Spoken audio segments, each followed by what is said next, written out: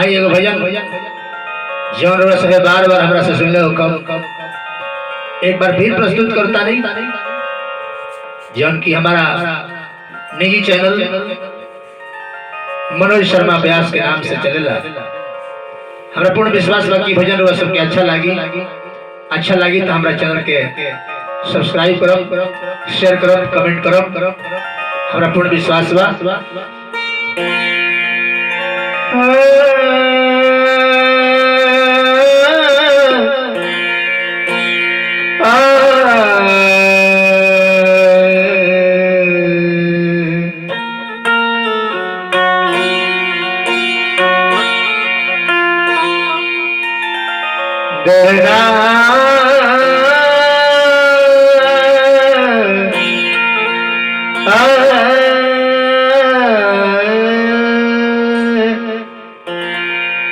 लिखने वाले गोस्वामी जी कि जो ना जीवन में जो ना मनुष्य के जीवन में भगवान के नाम के सुमिरन भजन ना होके वो मनुष्य के जीवन संपूर्ण जीवन पशु के समान हो जाला, संपूर्ण जीवन बिगड़ जाला। यदि जीवन के सवार लेने के होके तो परमात्मा के भजन सुमिरन अति अनिवार्य बा। यही संदर्भ में एक भजन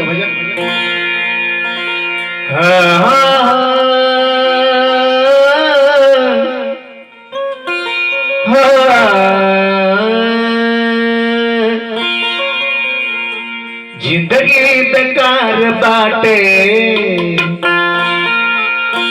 और जिंदगी बेकार बाटे हरि नाम के बिना। जिंदगी बेकार बाटे हरि नाम के बिना। जिंदगी बेकार बाटे हरि नाम के बिना। जिंदगी बेकार बाटे हरि नाम के बिना। सब धन बेकार बाटे कुछ ज्ञान के बिना। सब धन बेकार बाटे कुछ ज्ञान के बिना।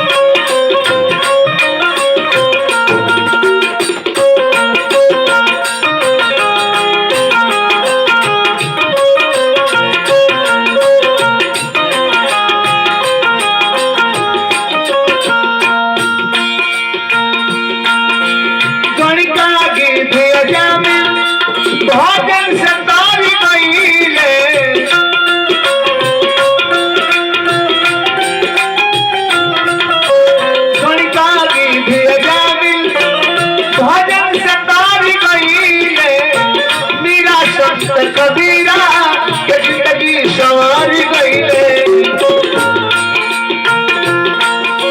गणिका की भजन सतार गईले। मीरा संत कबीरा के जिंदगी सवार गईले। हथरा बेकार बाटे, हथरा बेकार बाटे कुछ दान के बिना। हथरा बेकार बाटे कुछ दान के बिना। जिंदगी बेकार बाटे हरि नाम के बिना।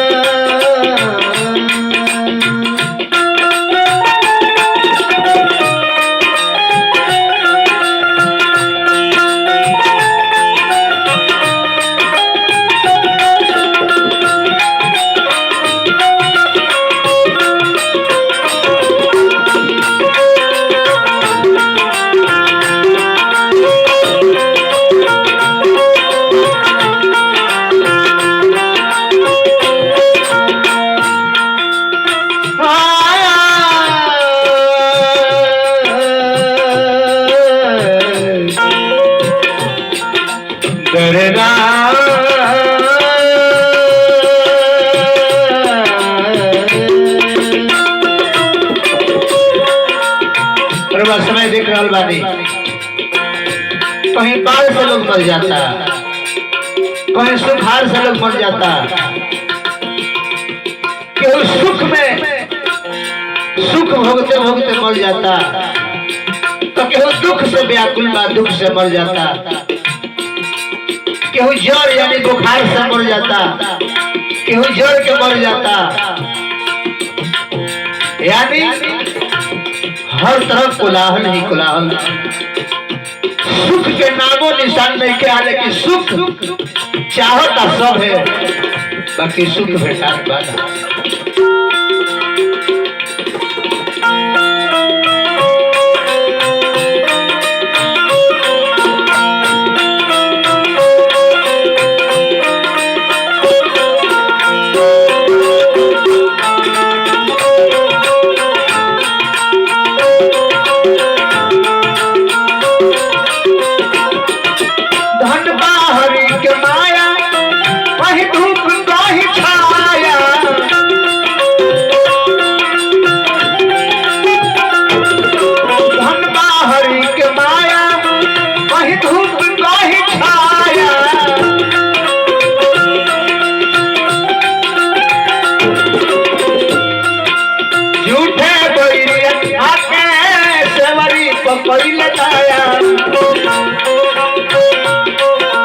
जीवन सफल न होई, जीवन सफल न होई श्री राम के बिना, जीवन सफल न होई श्री राम के बिना, जिंदगी बेकार बाटे हरि नाम के बिना।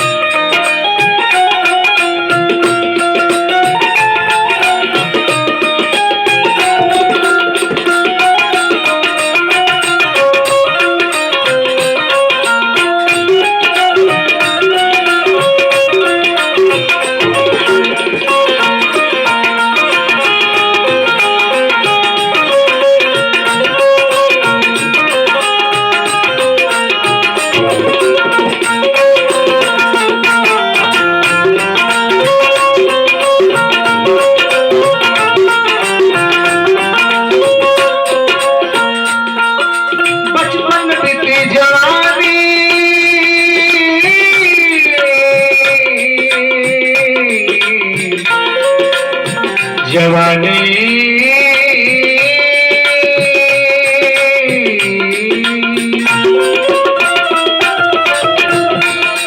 बचपन बीती जवानी जब आ गई बुढ़ारी,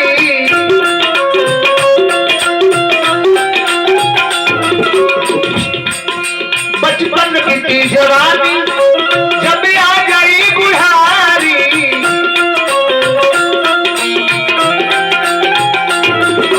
सब लोग ठुकराई भाई बेटा और नारी, जीवन सफल न होई, जीवन सफल न होई घनश्याम के बिना, कबहू सुख न पाइब घनश्याम के बिना, जिंदगी बेकार बाटे हरि नाम के बिना, जिंदगी बेकार बाटे हरि नाम के बिना, जिंदगी बेकार बाटे हरि नाम के बिना, जिंदगी बेकार बाटे हरि नाम के बिना।